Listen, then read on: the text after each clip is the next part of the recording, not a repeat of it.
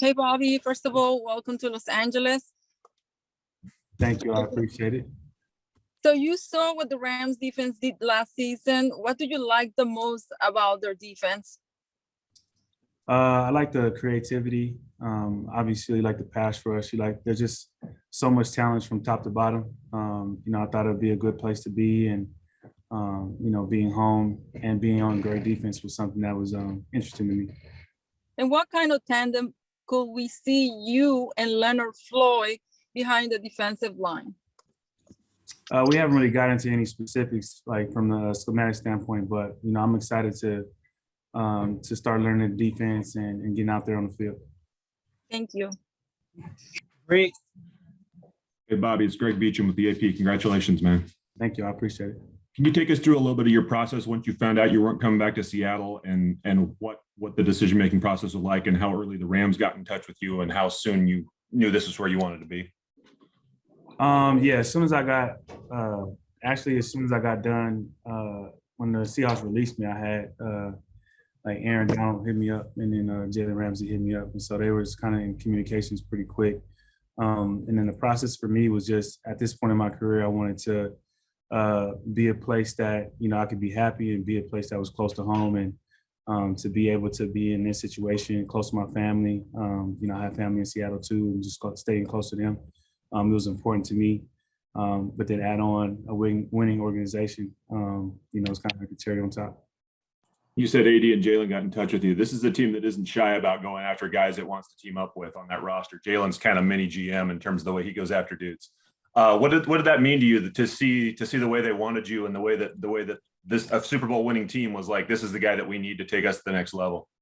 Yeah, I mean, you watch it and you admire it from afar. They're willing to do whatever they can to win. But I think too is, you have guys like that, players like that, that are all pros in their own right. Reach out to you and want to team up. I think it's special. And then being in a place where they want you to play there and want you to be there is special. Thanks, Bobby. Jordan. Hey, Bobby, Jordan Rodriguez with The Athletic. Very nice to meet you. Heard great things about you from Michael Sean Dugar. Thanks for being here today. You made the decision a long time ago to represent yourself. And so I'm wondering, as you go through this process, which I imagine was quite stressful at times, what was that like for you? And then ultimately to enter into negotiations, what was that process like for you, especially sort of that first time doing it where you knew you were going to end up on a different team? Yeah, I think it was tough because there was a lot of emotions. Obviously, I never thought I was going to leave Seattle. I always wanted to be in Seattle. But as soon as they let me go, you had to kind of separate the emotions of a player and an agent. I can be frustrated as a player, but at the end of the day, I had a job to do to try to figure out, where my next home was going to be. And so I kind of just switched mindsets. I feel like I do a pretty good job of kind of being two different people, one as a player, one as an agent. So, a player kind of took it personally, but the agent just went to work. And so I just, started calling teams and reaching out to teams. I think a lot of teams didn't know that I represented myself. So, I got in contact with teams and made sure they knew that I was the person they was going to reach out to directly, and, just kind of started the process from there. It was definitely stressful because, like I said, you've been in a place for 10 years. And there was this idea that you didn't think that you were going to leave. And unfortunately, it didn't work out that way. But, I ended up in a great place, closer to home, and, I'm excited. Thank you very much. Jesse. Hi, Bobby. I'm Kevin Modesti. I cover the Rams for the LA Daily News and the group of newspapers that includes the Daily Bulletin in Ontario. So great to meet you. Wanted to ask how much connection or what kinds of connections do you still have with Ontario and Colony High?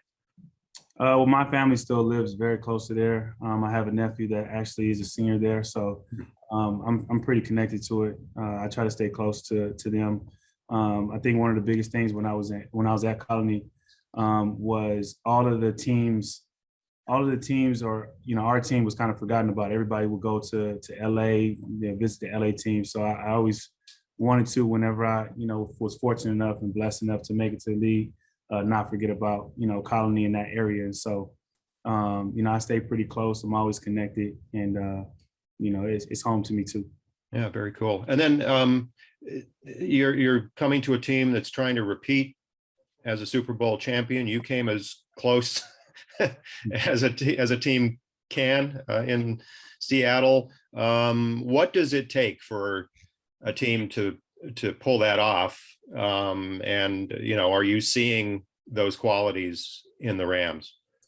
Yeah, I definitely see those qualities. I think what it takes to pull it off is just staying humble. I think sometimes when you win a championship, you forget that it was a grind to get to that championship. And so the faster you get to the grind, the faster you get to, get back to work. I think that's the biggest thing. And you understand, as the champions, you're going to get everybody's best shot. Everybody's going to try to want to beat you every single week. You have to bring your best, your A game. And, as long as the leaders are helping young guys see that and elevating, there's definitely an opportunity to do it again. Yeah, excellent. Thank you. Good to meet you. Nice to meet you too. Tyler. Hi, Bobby. Congratulations on the new deal and nice to meet you. Thank you. You said Aaron Donald and Jalen Ramsey hit you up. What did they say to you, if you can tell us? I won't go into details what they said, but it's just, how they admired my game and they would want to, if this was an opportunity for me to come to LA, I should check it out. And that's kind of what I did. And, you're from the Southern California area. What does it mean to you to be playing back home?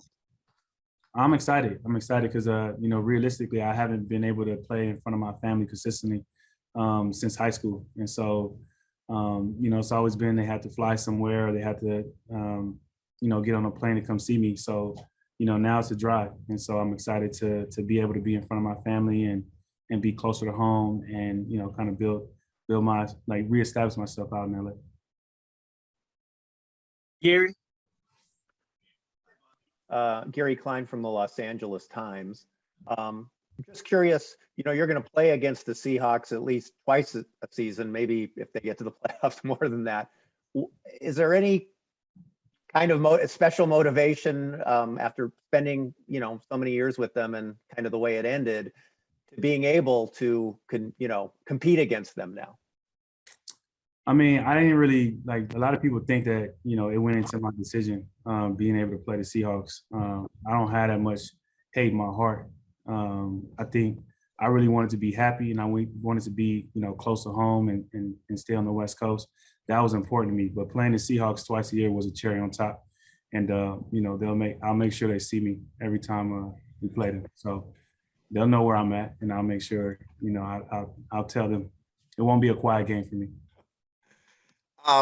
And, I know you said you guys really haven't gotten into the specifics of schematics and whatnot, but the Rams, at least under McVay, have not really invested heavily in inside linebackers at that position. I'm just curious if you could shed some light, if you had any conversation with Raheem about why they wanted you and how you might fit into their defense. I think just being able to have a leader at all three positions, somebody that's played the game, understands the game. Raheem has an interesting, he's had an interesting journey as well. He's been, in the system that we came from and transitioned to the system that they run today. And so, he's definitely going to be able to help me with some of the language. But, I think it's just having a guy in the middle that you can count on and, be able to kind of control everything and be a leader. I think that was one of the biggest things. Thanks very much. Thank you. Nick. Hey, Bobby, Nick Hamilton, Nightcast Media. Pleasure to meet you and welcome back to LA. Appreciate it. I wanted to ask you, you talked about just having a very close connection with your community, being out in the IE in Ontario specifically. Are there any plans for you to really engage in the community now that you're back in LA, back at, playing at home and being able to be so close to home? Yeah, I'm definitely looking at all ways to connect, reconnect to the community. I feel like I've tried to do a good job of connecting, but, I think it's going to be different now that it's not that far away or it's a drive away. So being able to do stuff more in the season, a little bit more stuff out of the season, I think it's going to be important to me. And like I said, I remember growing up in the IE and nobody knew where that was and nobody, kind of cared about that area. And, I don't want to be one of those guys. And so I'm going to make sure that, I reach down to that area and be more involved, especially being down the street now. Absolutely. And also, just talking about Raheem Morris, what did you learn about him before, and then what did you learn about him so far, just being now that you're with the Rams and him being the defensive coordinator, just as from person to person? Yeah, I mean, I watched him from afar, so I knew a lot about him. But being able to spend some time with him, just how smart he is, how creative he is, how creative he wants to get with the defense. With myself, I think it's going to be really exciting. It seemed like the whole staff, like when I came in and met with everybody, the whole staff, the vibe and energy was just amazing. And so, like I said, I'm excited to be here, excited to partner up with them, and see if we can do it again. Thank you. Brady. Hey, Bobby, Brady Henderson from ESPN. Nice to meet you. What's up? Hey, congrats on the deal. First of all, you were pretty vocal about just your displeasure with how it went down in Seattle. What was your view of all that, and what do you feel like they should have done differently?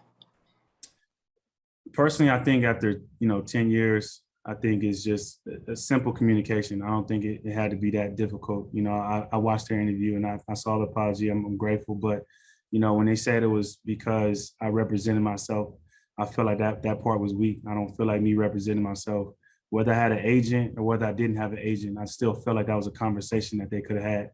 That's kind of where I stand with it. I'm not going to dwell on it. It's changed. They already moved on. I moved on, and so it is what it is at this point. I just think that after 10 years, it could have been a simple conversation, even if they wanted to go in a different direction. I don't think me representing myself play any part on my end. It's more of their end. Maybe they didn't want to do it. Maybe they want to, kind of burn that bridge. But I feel like through this process and last process, I've shown the capability of handling tough conversations. We had tough conversations throughout my 10-year career there. So, it's easy to just pick up a phone and call. I shouldn't have had to find out later that I found out. But, like I said, it is what it is. I ended up in a great place. And now I'm working on getting black jerseys here. Do you feel like the relationship will be mended eventually? I mean, at some point, I feel like I have no hatred towards Seattle, have no hatred towards the Seahawks. I think Pete, John, Jody, all those guys, they're amazing. They treated me well while I was there. So, like I said, I have no hate in my heart. Did I not appreciate how to handle that? I text them, I let them know that I didn't appreciate how I handled it. So, it is what it is. It's not something that I'm going to sit here and use as motivation. Regardless whether I play somewhere else or play there, I'm a motivated person. I don't need extra motivation, but that game in Seattle will definitely be interesting for sure. Thanks, Bobby. Good luck. Appreciate it. Hey guys, we're wrapping up with you, Jordan. Hey, Bobby, thanks for the follow-up. Just wanted to kind of pick your brain too on the Rams a couple years back, going to that schematic shift that they did, sort of that Fangio blend that's sort of moving through the league. What were your thoughts when they first shifted? I don't know you're focusing on the offense and all that, but just as a guy who does study the game, what were your thoughts when they did shift to that? And how have you kind of seen that sort of methodology and that philosophy expand as more teams across the league have kind of picked it up? Yeah, I just think like it allowed you to kind of make your run. I think the biggest thing is you kind of mirror your runs and the passes together. And I think that's the biggest thing. It makes defense have to think a little bit more because the runs and the passes are looking the same. So if you throw a play action in there, it's really hard to tell, from the looks because they're not just run and pass looks. And so I think that was some of the biggest things the biggest difference that I saw when I played them. Obviously, they played us a little differently. They used a lot more motions and things of that nature. But, I think that was the biggest thing. I feel like the best offense are able to hide their runs and passes. It's not whether it's a personnel, whether it's formations, the teams that are able to hide the passes and runs within their personnels and making everything kind of look the same are the teams that are harder to face. So I think that's probably the biggest thing that I've seen.